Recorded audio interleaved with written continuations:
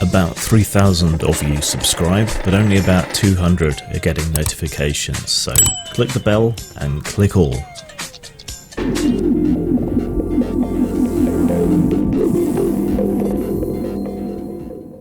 Misery loves company. That's what the wise man said. So I've put an artificial smile on. Of course, masks don't actually do that much good unless you're sick and you don't want to spread it to others, and then it might minimise the amount of sputum, but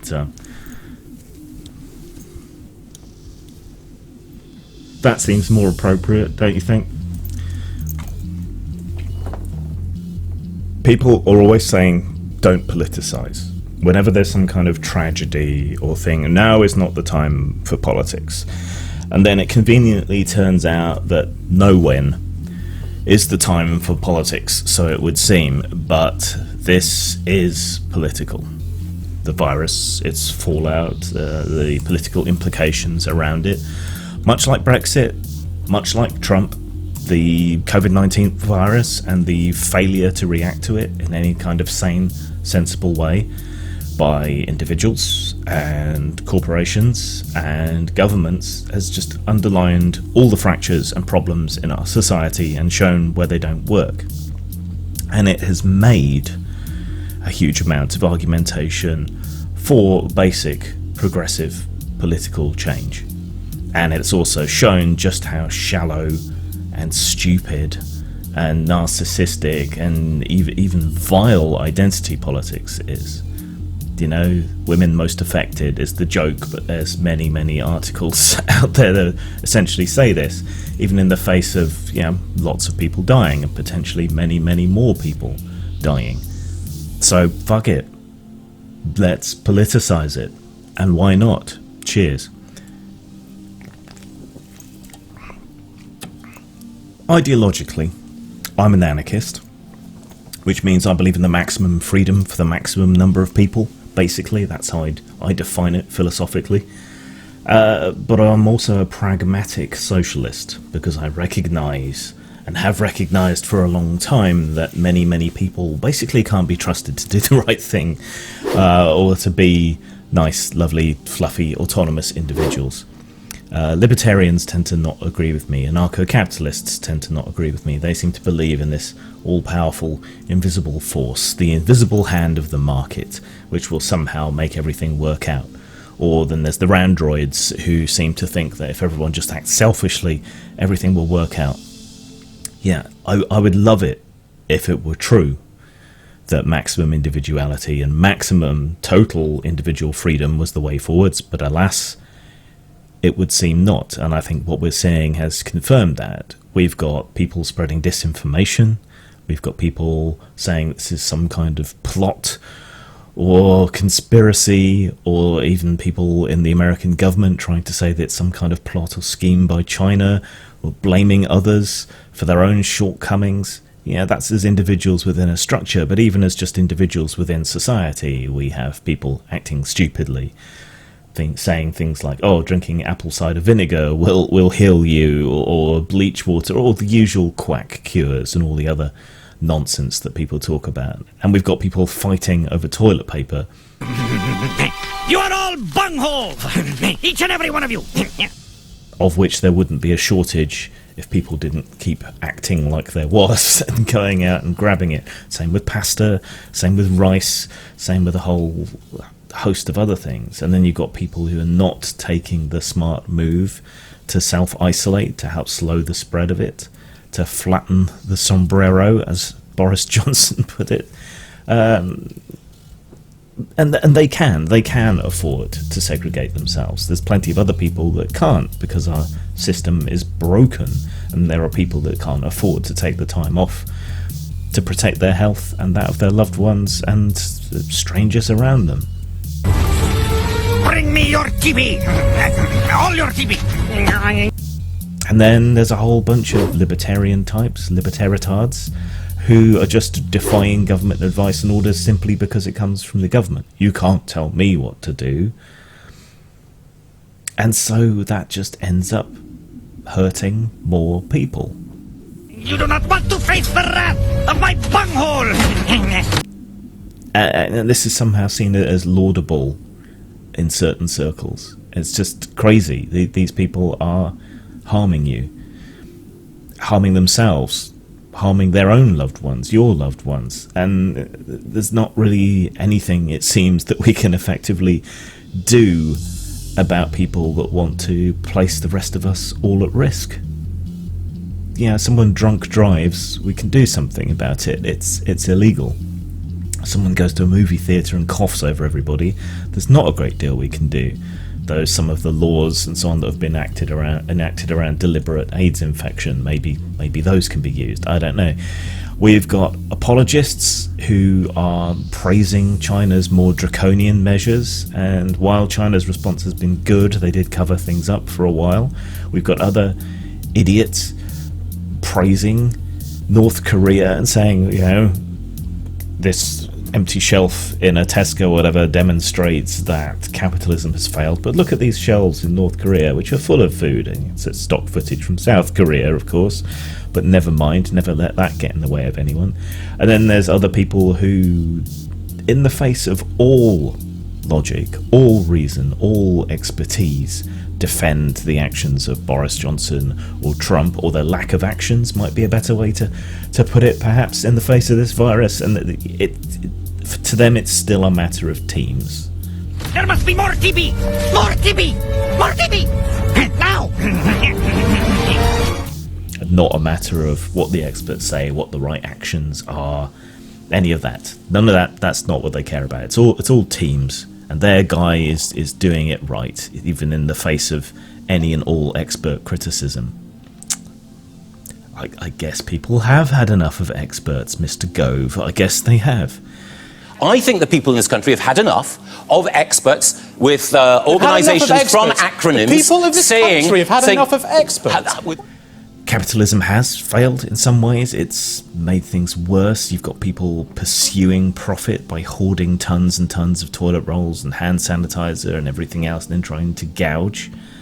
And then you've got other people preventing them selling what they do have at the markup. Makes sense, but preventing them selling any of it, that just exacerbates the shortages. Repeat after me. I am the Great Cornholio. I need TB for my bunghole. I am the Great Cornholio. I need TB for my bunghole. We've got massive bailouts going to banks and corporations and companies, and not so much to individual people who are sick and might actually need the help more. Wait staff, Uber drivers, anyone on a 0-hour contract.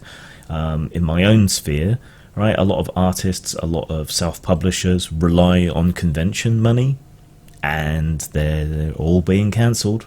So there's a lot of people, cosplayers, artists, comic artists, anyone that really kind of supplements their income or makes it to the level of livable by attending conventions is in big trouble.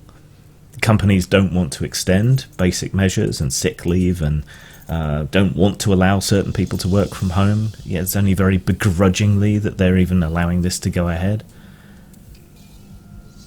Social media companies are suppressing legitimate information alongside bad information and exploitation.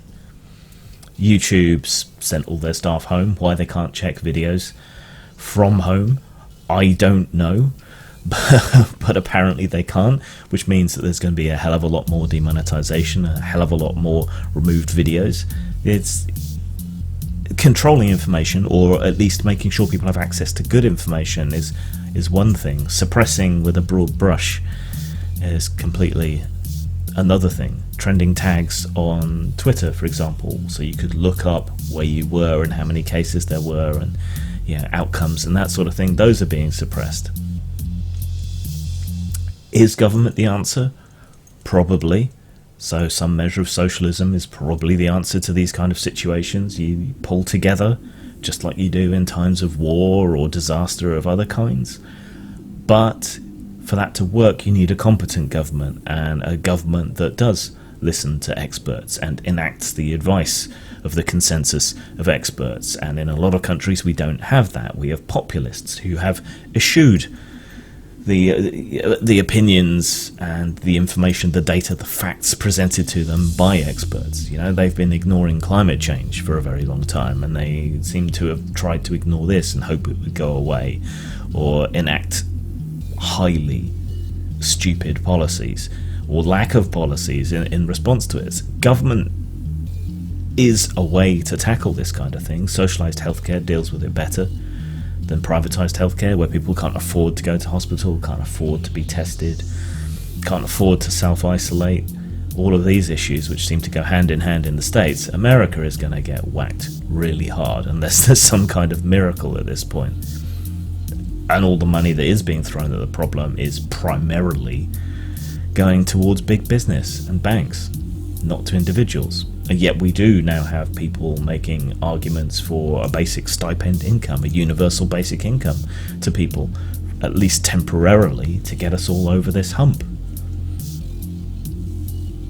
But you also have people saying, well, look, socialised medicine didn't help Italy, failing to understand that if they didn't have socialised medicine, if they didn't have all these structures in place, all these doctors in place, if they didn't have free and open access to healthcare for people, things would be a hell of a lot worse.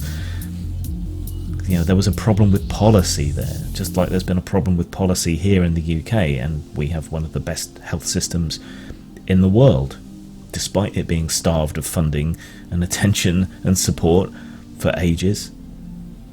Yeah, Boris Johnson's government's idea to just kind of let the disease ravage everyone, even though they've gone back on it, it's very revealing, especially if you look back over the last decade of Tory austerity and the way they've been treating the disabled, the mentally ill, the elderly, up until this point.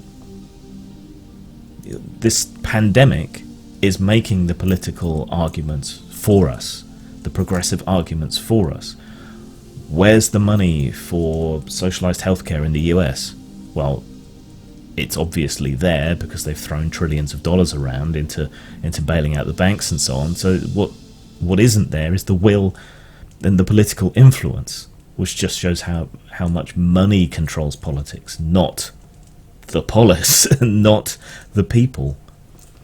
The housing is there. Many hundreds of thousands of people who are homeless across the world are being put up in accommodation to help contain them and to contain the spread of the virus. So we could put an end to housing problems. The money's there, the will and the political influence isn't. And we now know, most boldly of all, that experts tend to know what they're talking about, and maybe we should pay more attention to them, because just muddling through or thinking a virus cares about ideology clearly isn't working. We can afford, we must have a more humane, joined up, cooperative world than the one that we have at the moment, and this virus is making those arguments for us. Will that have any impact? Looking at the way people act, looking at what's happening, looking at where the aid and assistance is going, I very much doubt it. But whatever pressure we can bring to bear, perhaps we can do it. I just don't hold out much hope. People are shit. Zang. This place is starting to suck. Postmortem Studios, role-playing games, and a lot more to die for. Post-mort.com.